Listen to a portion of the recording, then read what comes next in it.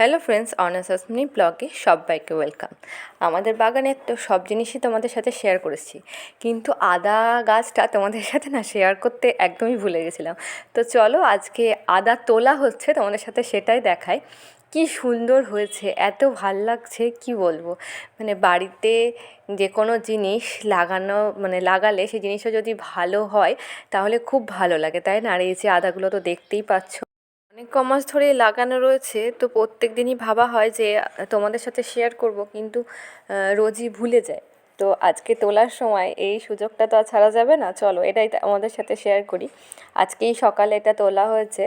তো আমাদের বাগানে মোটামুটি সব কিছুই তোমরা দেখো, বেগুন থেকে গাজর সব কিছুই। তো এবার গাজর তোলাটা তোমাদের সঙ্গে দেখা হয়নি, মানে কেমন গাজর হয়েছে তোমাদেরকে নেক্সট কোনো ভিডিওতে অবশ্যই দেখাবো যে আমাদের বাগানে গাজরগুলো ঠিক কত সুন্দর হয়েছে। আর এই যে আদাগুলো খুবই ভালো, আর এত সুন্দরভাবে হয়েছে মানে ভাবতেও পারা যায়নি যে এতটা ভালোভাবে হবে।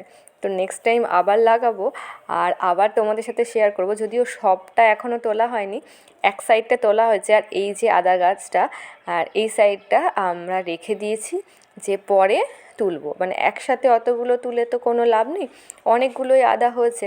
তো তার জন্য আমরা এই এক সাইডের গাছটা রেখে দিয়েছি, ওটা এখনও তুলিনি।